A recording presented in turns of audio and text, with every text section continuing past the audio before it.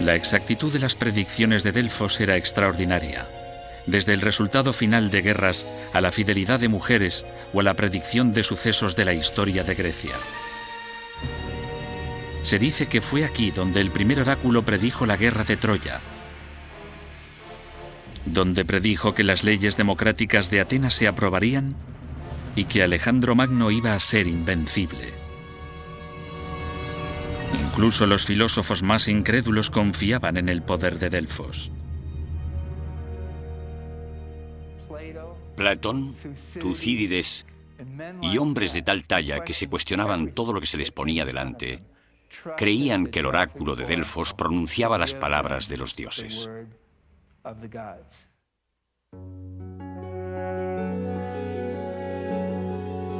Platón situó un oráculo basado en el de Delfos en el centro de su ciudad ideal. De hecho, fue este oráculo el que afirmó que Platón era el más sabio de entre los hombres. Los griegos tenían muchas maneras de descubrir la voluntad de los dioses. El vuelo de los pájaros, el movimiento del fuego o incluso las entrañas de los animales se interpretaban como signos divinos. Uno siempre intenta descubrir cuál es la voluntad de los dioses.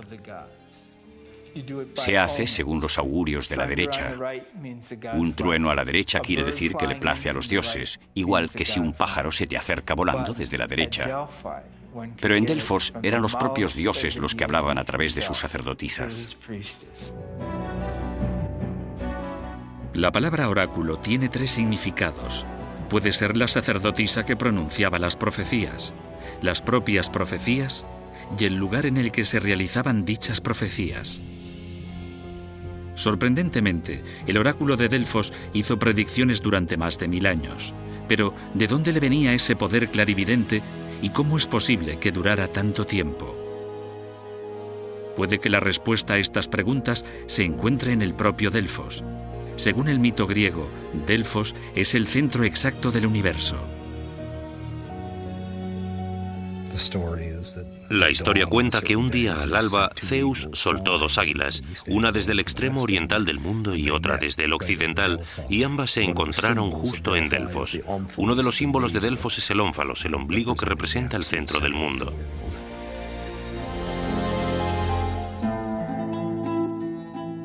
Otra leyenda cuenta la historia de cómo un pastor llamado Coretus descubrió un yacimiento de cesio que emitía vapores. La persona que los inhalaba podía ver el futuro. Pero la historia comprobable de Delfos empieza en el siglo XVI a.C., 1000 años antes de que llegara a su época dorada. Aquí, en los estratos más profundos de estas ruinas, los arqueólogos encontraron restos de un asentamiento humano y de un santuario dedicado a la antigua diosa de la tierra, Gaia. Puede que ya hubiera un oráculo de Gaia en aquella época y que anunciara sus profecías desde esta cueva sagrada a unos 10 kilómetros del lugar actual. En el siglo X a.C., Gaia fue sustituida por un nuevo y más poderoso dios traído por los dorios, unos invasores procedentes del norte.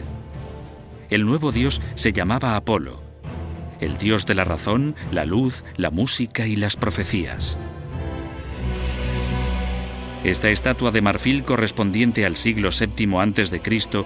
y encontrada en Delfos es una de las representaciones más antiguas de Apolo que se han encontrado. La conquista de Delfos por el nuevo dios fue sangrienta. Apolo tuvo que matar una pitón que guardaba el santuario de Gaia. En recuerdo de la serpiente y de Gaia, Apolo eligió a una mujer para ser su suma sacerdotisa y la llamó Pitia o Pitonisa. Conocida también como Sibila, hacía sus predicciones desde este antiguo montículo. La pitonisa acabó trasladándose al interior de una cabaña hecha de laurel, el primero de los 6 templos de Apolo. Para cuando se construyó el primer templo de piedra en el siglo VII a.C., la fama y la influencia de Delfos se había extendido por todo el mundo griego. Plagas, sequías, hambrunas, guerras Prácticamente cualquier situación de crisis atraía aquí a peregrinos que querían hablar directamente con los dioses. El asedio de una ciudad no se podía hacer sin consultar a Delfos. La fundación de colonias, el establecimiento de nuevas religiones, los cambios en las religiones, cambios en las leyes. Había que consultar a Delfos. Tenía que dar su aprobación. Si el santuario de Delfos hubiera dejado de funcionar, por así decirlo, todo en Grecia habría quedado paralizado.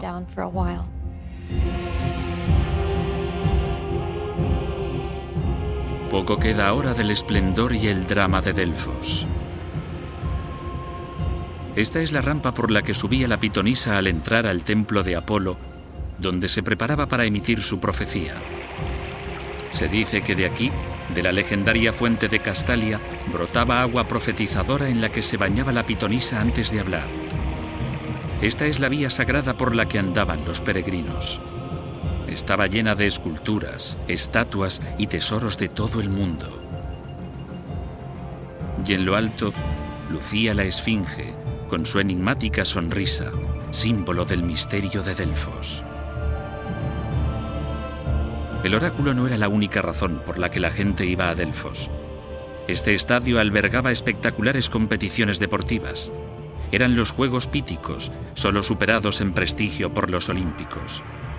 Y este anfiteatro de Dionisos fue en un tiempo la sede del primer festival artístico del mundo antiguo.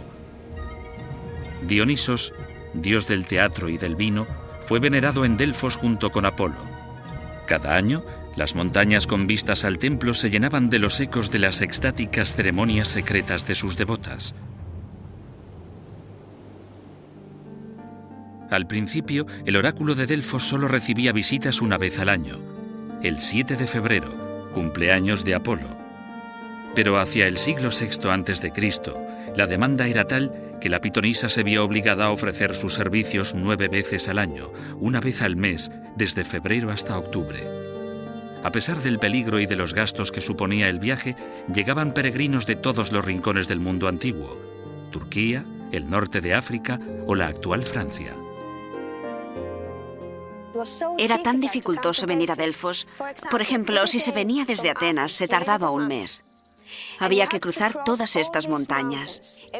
Si se venía desde el mar, había que enfrentarse a él y al mal tiempo. Se tenía todo en contra. ¿Voy o no voy? Era un proyecto de vida, venir aquí.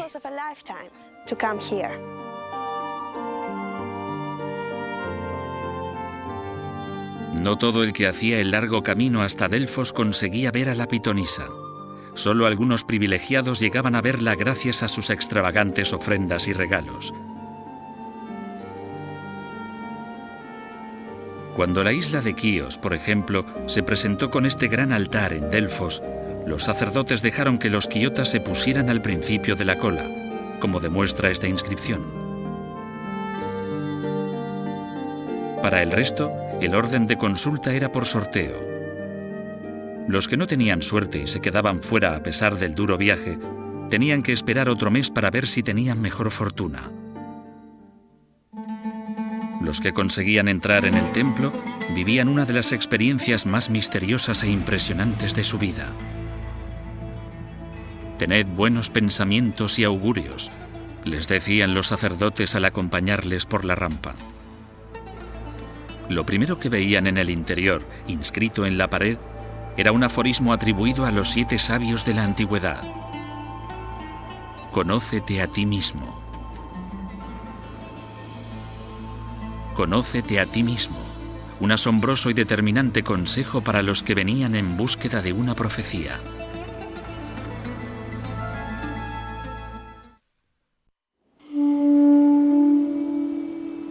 El trance. Hay que decir que no se sabe casi nada a ciencia cierta sobre las mujeres que hacían de oráculos y cuyas profecías guiaron la antigua Grecia. Infinidad de peregrinos llegaron a Delfos durante más de un milenio para ser recibidos por los oráculos. Sin embargo, no se ha encontrado ningún relato directo de una visita a la pitonisa. Las pruebas visuales no son mucho más abundantes. Este pequeño dibujo en el interior de una vasija es la única ilustración clásica de una pitonisa realizando su trabajo.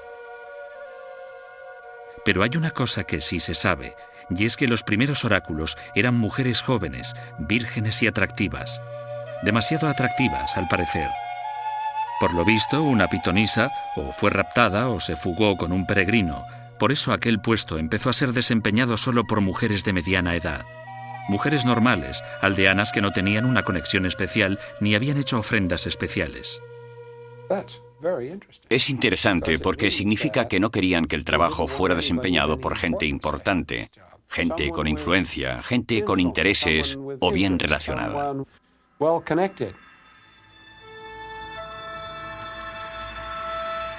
La pitonisa solo trabajaba 9 días al año, pero el trabajo de profetizar oráculos tenía mucha demanda. En el siglo VI a.C. había disponibles 3 pitonisas para relevarse en los días de mayor movimiento. No era solo un día en el que estar inspirada por el dios Apolo, en el que sentirlo en tu cuerpo y explicar las visiones que él te había hecho ver a través de la mente. Si nos ponemos en la piel de las pitonisas, nos daremos cuenta de que debía de ser un trabajo agotador.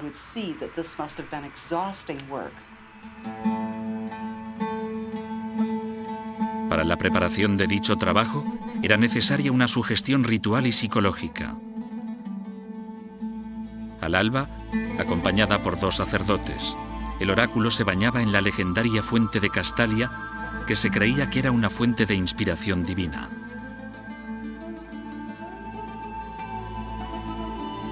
Dentro del templo, bebía de otra fuente a la que también se le atribuían poderes especiales y cuya agua entraba a través de un caño que salía de la cabeza de un león.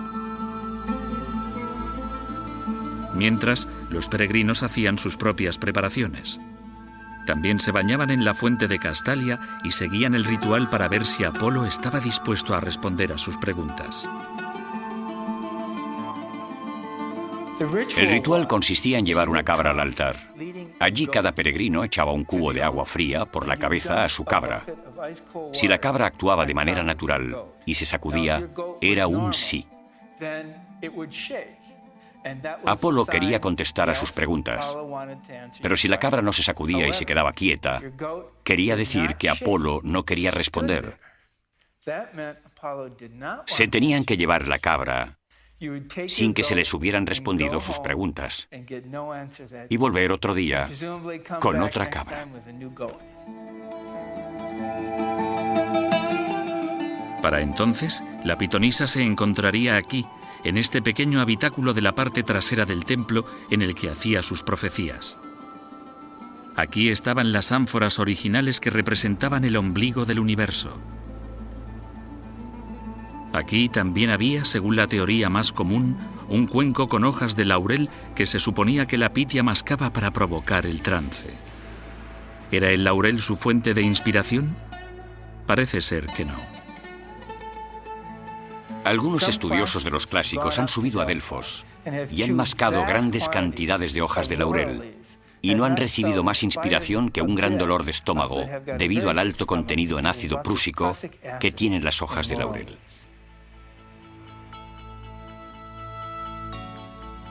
Según otra hipotética versión popular, la pitonisa conseguía su trance con unos vapores que emanaban de una grieta que había bajo su trípode.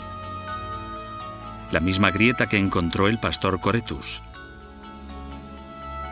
Cuando los franceses hicieron excavaciones en Delfos en el siglo XIX, la famosa grieta fue una de las primeras cosas que buscaron, pero no encontraron nada. Las cosas pueden haber cambiado. Es una parte del mundo muy activa tectónicamente. Hay terremotos, corrimientos, cambios tremendos en la orografía y perfectamente podría darse el caso de que algo que existiera en el pasado no exista en la actualidad. No obstante, no hay pruebas comprobables de ello. Fuera cual fuera la causa, la pitonisa entraba en una especie de trance.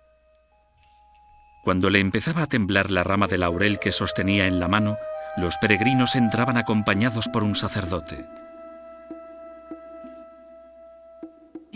Dicho sacerdote era como un intermediario, y los relatos cuentan que era él el que formulaba las preguntas al oráculo, En respuesta, se oía algo. Es el contenido de aquello que se oía lo que han debatido ampliamente los estudiosos.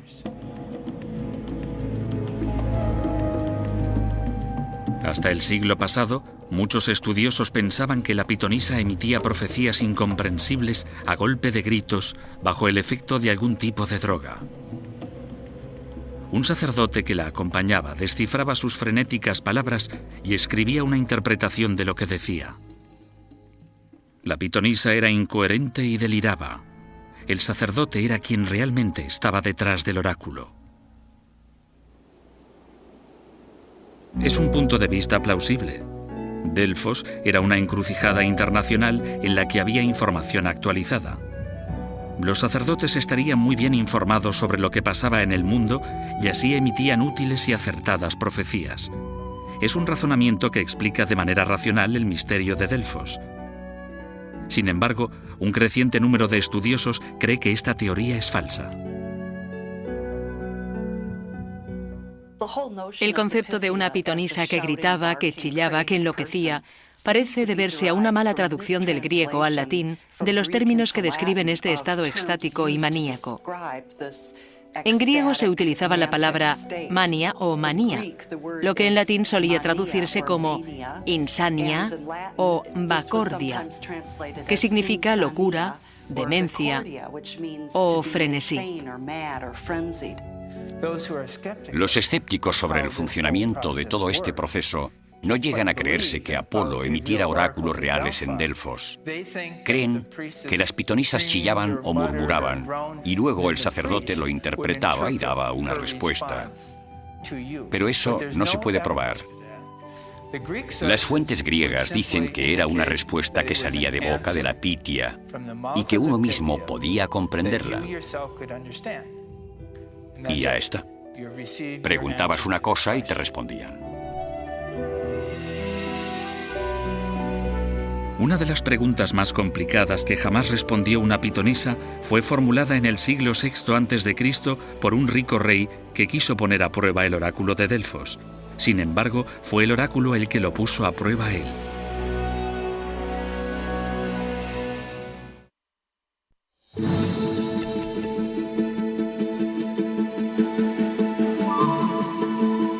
Año 500 a.C. El oráculo de Delfos estaba en el momento más álgido de su influencia y poder a principios del siglo V a.C.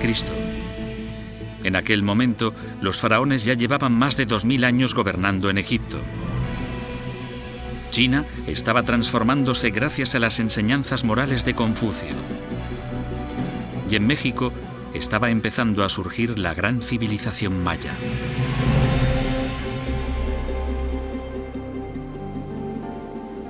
La prueba.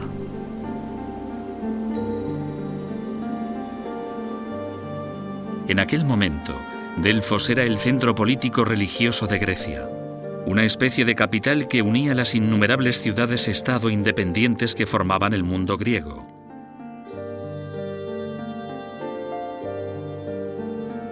Aquí era donde los griegos, que a menudo luchaban entre sí, compartían un espacio común. No solo venían para consultar al oráculo, sino para venerar a sus dioses, hacer públicos tratados de paz y para cuidar de uno de los símbolos de su cultura, la llama eterna. Si por alguna causa se contaminaba la llama de una ciudad, en términos religiosos, lo que se hacía era apagar todos los fuegos del lugar e ir a Delfos, a por una llama nueva y pura. Delfos era el centro del fuego.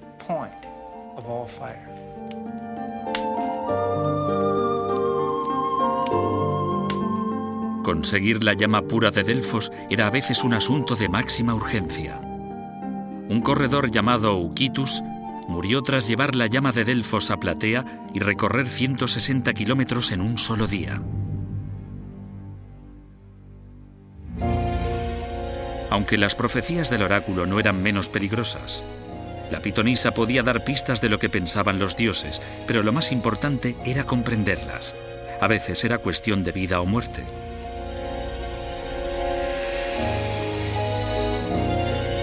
La historia que mejor lo ilustra es la del rey Creso. Creso era rey de Lidia, la potencia más poderosa de Asia Menor. En el siglo VI a.C. mandó emisarios a todos los oráculos de Grecia con la pregunta de si conocían lo que él iba a hacer justo 100 días más tarde. Era una prueba. Creso quería saber en qué oráculos podía confiar, si es que había alguno en el que pudiera confiar. De todos ellos, solo a la pitonisa de Delfos no le sorprendió la pregunta. Sé cuántos granos tiene la arena y cuánto mide el mar. Entiendo al mundo y oigo la voz del que no habla. Azota mis sentidos el sabor de la tortuga y del cordero que cuecen en bronce.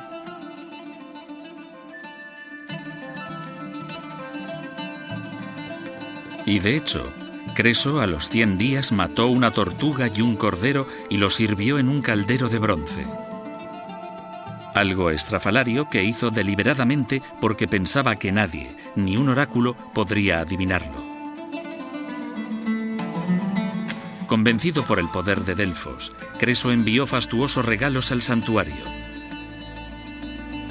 300 cabezas de ganado para un gran sacrificio. Un espectacular cuenco de oro en el que cabían otros 600 más pequeños. Llegó a mandar hasta las joyas de su mujer con la esperanza de recibir predicciones favorables. Creso ansiaba ampliar su imperio mediante el ataque a Persia. Alrededor del año 550 a.C., fue a Delfos para preguntarle al oráculo si era una buena idea. La respuesta fue, si cruzas el río Alis, se destruirá un gran imperio. Y pensó, perfecto, tengo el visto bueno. Y se dirigió a Oriente, atacó el imperio persa cruzando el río Alis y fue derrotado. Por supuesto, fue culpa suya por malinterpretar al oráculo y no pensar que el imperio que se destruiría sería el lidio, no el persa. Hecho prisionero por los persas, más tarde envió a Delfo a sus esposas como reproche al oráculo por haberle informado mal, a lo cual la pitonisa respondió: Creso no tiene derecho a quejarse. Apolo predijo que caería un gran imperio. Si hubiera querido estar bien informado, tendría que haber preguntado si era el suyo o el persa.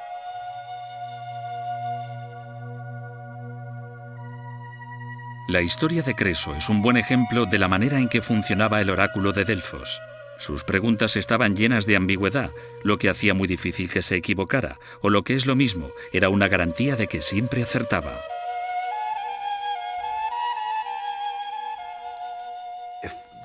Si el resultado no era el que se esperaba, era culpa de la persona que lo había interpretado mal, no del oráculo.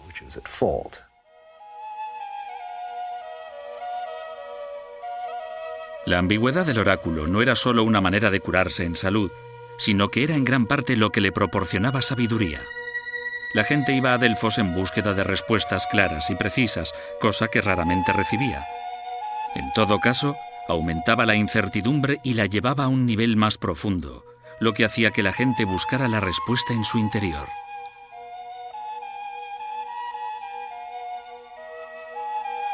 Unos 70 años después de Creso, la supervivencia de Atenas y, de hecho, la historia del Mediterráneo se forjó gracias a la correcta interpretación de una predicción del oráculo ambigua y especialmente difícil.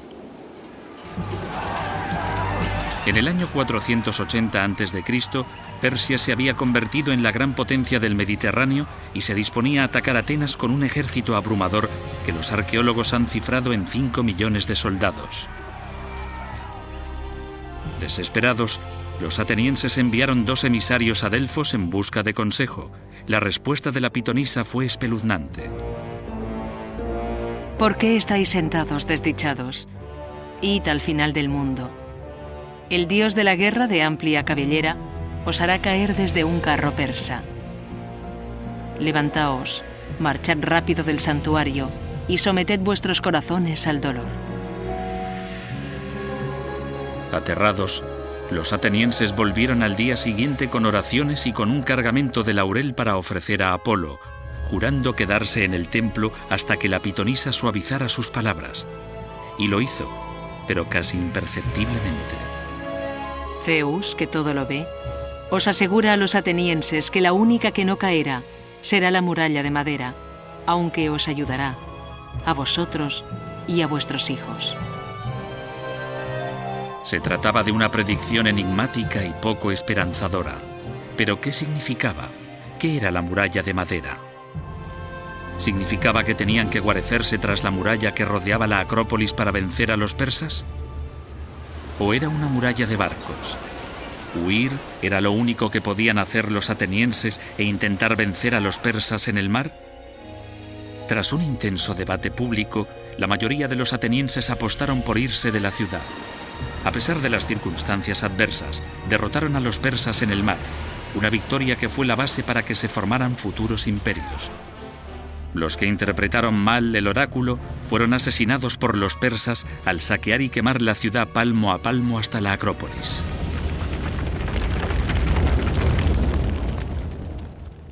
Los persas destrozaron toda la ciudad. Pero gracias a la pitonisa, gracias al oráculo, la mayor parte de la población estaba a salvo en la isla de Salamina, y la flota griega salió victoriosa.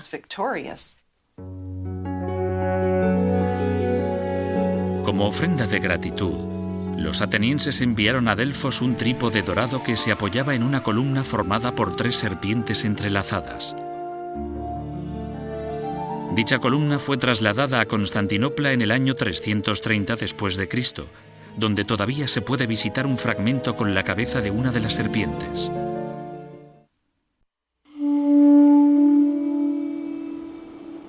El otro dios.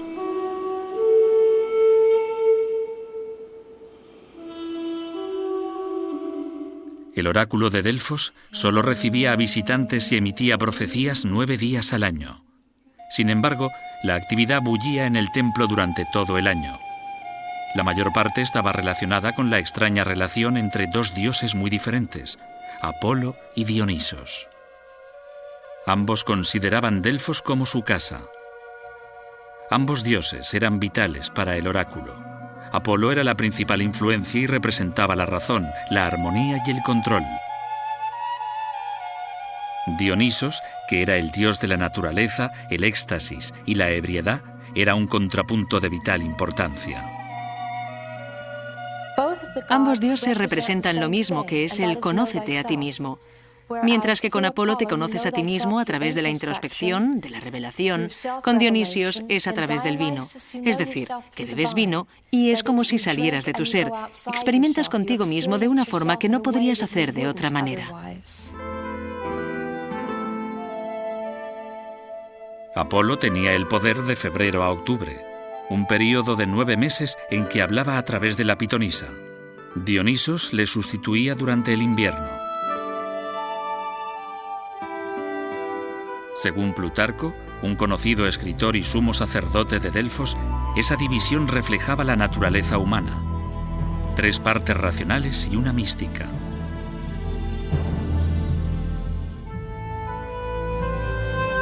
Las seguidoras de Dionisos se llamaban Ménades, palabra relacionada con el vocablo manía, y celebraban su resurrección invernal con ritos extáticos y secretos. Todos los meses de noviembre, 14 mujeres jóvenes de Atenas se encontraban con otras 14 de Delfos. Guiadas por un flautista que representaba a Dionisos, bailaban en el monte Parnaso, a 10 kilómetros, en la cueva de Coricio.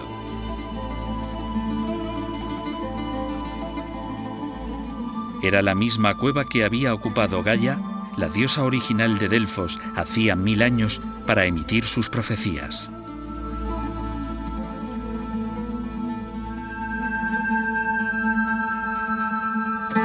Los ritos de Dionisos giraban en torno a la fertilidad y la sexualidad, temas por los que los griegos no sentían vergüenza alguna. En la isla de Delfos, por ejemplo, la veneración de la sexualidad era algo explícito.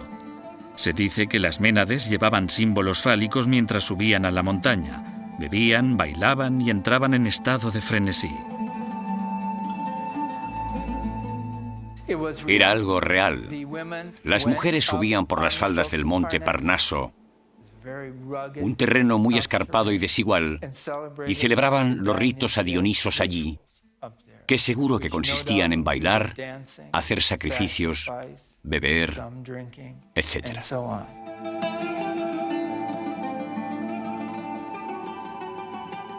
En el momento del éxtasis, las ménades buscaban animales salvajes, los desollaban con las manos y se los comían vivos. Aquel clímax salvaje representaba una especie de unión divina con la naturaleza y con el propio Dionisos.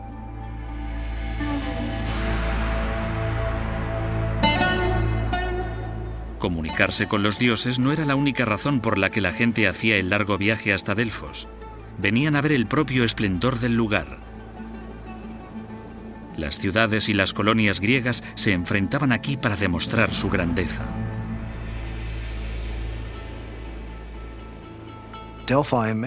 Delfos era en gran medida, creo yo, una especie de exposición universal con estos pabellones hechos por ciudades rivales para presumir y demostrar a todas las demás su grandeza. Así, los primeros ejemplos de la escultura arquitectónica se pueden observar en el serpenteante camino hacia el templo.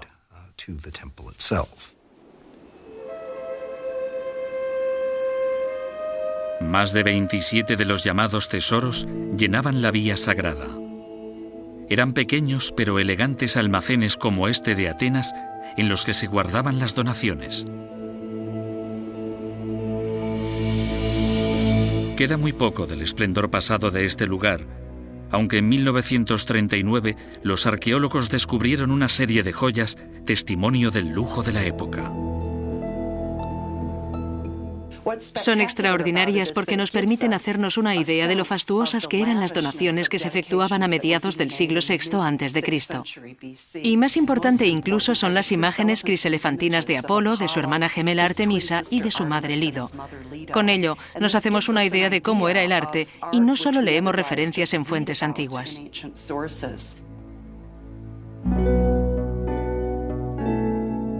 Solo han llegado hasta nosotros unas cuantas muestras de las miles de obras de arte que llenaron este templo en el pasado. La más famosa, un corredor en un carro recuperado de entre los escombros con las pupilas y las pestañas intactas. Había esculturas monumentales que representaban escenas enteras de la mitología griega en lo alto del templo de Apolo.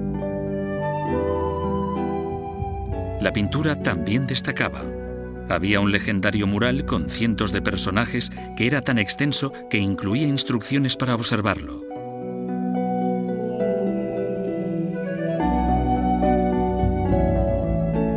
La música era otro elemento presente. Esta inscripción de un himno a Apolo en un lateral del Tesoro de Atenas es un raro ejemplo de música escrita de la Grecia clásica. Los expertos siguen intentando descifrar el código musical para poder tocar algún día el antiguo himno.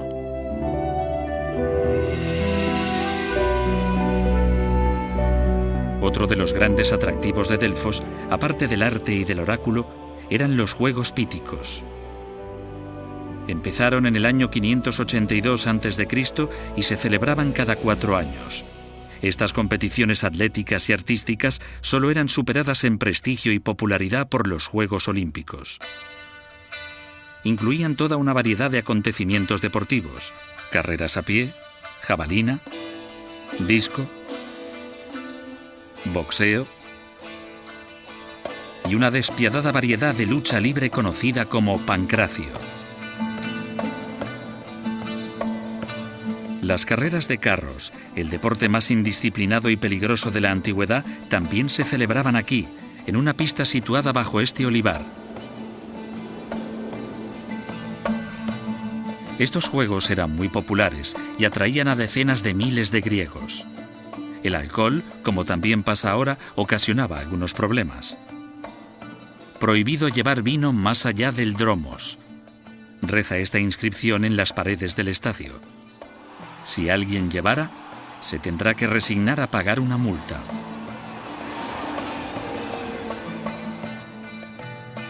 En Olimpia, los ganadores recibían una corona de olivo. En Delfos se les coronaba con laurel, la planta sagrada de Apolo, y se les permitía erigir su propia estatua para conmemorar sus hazañas. Otra diferencia significativa es que en los Juegos Píticos se incluían competiciones artísticas, musicales y teatrales, siendo quizá la única vez en la historia en que éstas han sido tan populares e importantes como las competiciones deportivas.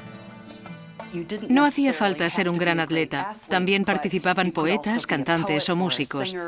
Y ello representaba las diferentes facetas de Apolo, que era quien se suponía que tenía que disfrutar de las competiciones. Esto nos muestra cómo los griegos combinaban lo físico, lo intelectual y lo artístico, que es, creo yo, una buena manera de definir la cultura griega. Estaba repartida equitativamente. Pero no todo en Delfos era admirable y puro. Durante los 1000 años de historia de Delfos, las mujeres que hacían de oráculo no eran siempre personas de total confianza. Por decirlo claramente, hubo ocasiones en las que las pitonisas aceptaron sobornos. En el siglo V a.C., un general espartano sobornó a una pitonisa para que profetizara mala suerte a un rival suyo. Cuando se descubrió el fraude, el espartano se suicidó y la Pitia fue deshonrada y expulsada de Delfos. Fue un gran escándalo para los griegos, pero se culpó a los humanos, no a los dioses. No se consideraba que la culpa fuera de Apolo, sino de quien hablaba por él, la pitonisa. La manipulación se hacía a nivel humano, no a nivel divino.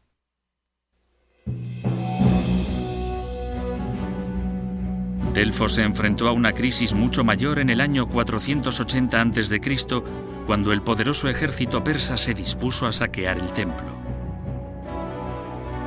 Los sacerdotes empezaron a esconder los objetos más valiosos, pero la pitonisa les dijo: «No hagáis nada.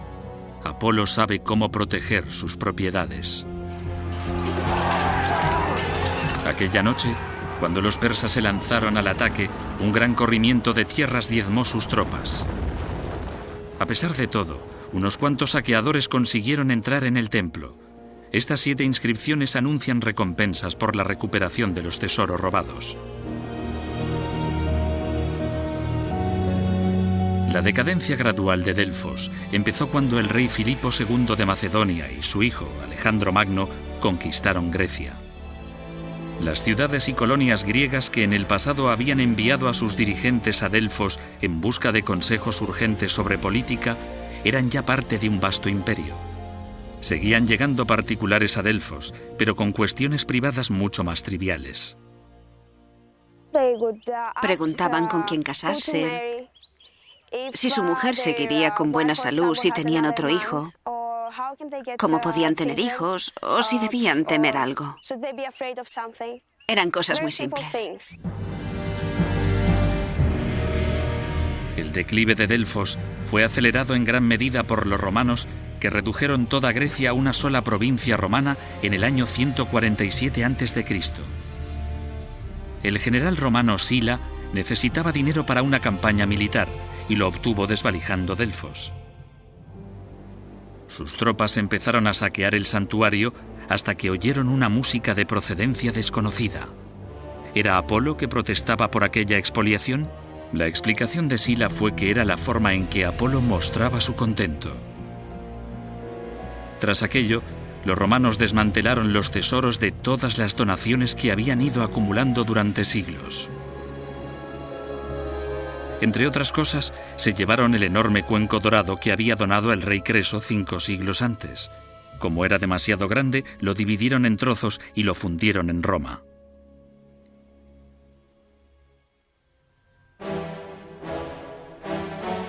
Otro gran saqueador fue el emperador Nerón, quien fue a Delfos en el año 66 después de Cristo y envió a Roma 500 de las mejores estatuas de Delfos. El disparatado emperador compitió en los Juegos Píticos y fue coronado como ganador de la prueba musical. Seguramente los jueces fueron amenazados de muerte y no tuvieron otra opción. Por el contrario, un romano favorable a Delfos fue el emperador Adriano, un enamorado de la cultura griega que restauró el templo y revivió el oráculo en el año 132 después de Cristo. De nuevo, volvía a haber 3 pitonisas profetizando ante una nueva ola de visitantes, en su gran mayoría turistas del mundo romano. El propio Adriano hizo sus preguntas al oráculo. ¿Quién era Homero, el hombre que escribió los primeros poemas de Grecia? La respuesta de la pitonisa fue asombrosa. Homero no era otro que el nieto de Ulises, el legendario héroe sobre el que había escrito en la Odisea. Pero la vuelta de Delfos a la gloria fue efímera. En el siglo II, el oráculo ya estaba en silencio. Había sido sustituido por una nueva religión y un nuevo dios. Los primeros cristianos estaban decididos a eliminar cualquier competidor pagano y denunciaron al oráculo al describir el trance profético en términos pornográficos como una especie de posesión sexual por espíritus malignos del infierno. De estas fuentes se desprende la popular imagen de la pitonisa delirante y salvaje. Extraordinariamente, todavía hubo un último destello de interés por Delfos. El emperador Juliano el Apóstata, llamado así por ser el último emperador que prohibió el cristianismo, intentó recuperar la religión de los griegos, la cual describía como una aventura del alma en busca de Dios.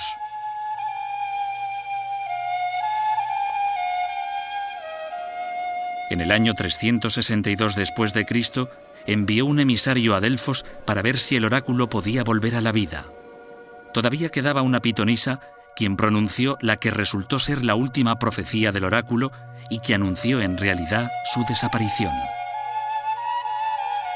Dile al emperador que ha caído la casa de hermosos labrados. Apolo ya no tiene cobijo ni hojas de laurel. Las fuentes están en silencio. Las voces han sido acalladas. El emperador cristiano Teodosio prohibió Delfos en el año 394 y lo destruyó con especial virulencia. No quedó piedra sobre piedra, nada que recordara su grandeza y su fama. Sin embargo, el misticismo de Delfos siguió vivo. El propio Miguel Ángel pintó esta pitonisa en el techo de la Capilla Sixtina.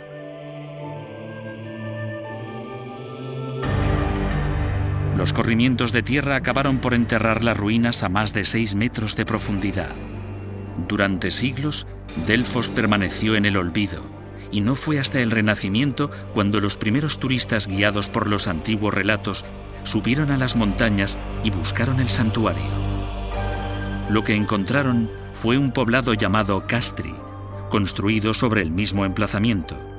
4 siglos más tarde, en 1891, unos arqueólogos franceses localizaron toda la estructura de Delfos y empezaron a desenterrar sus ruinas.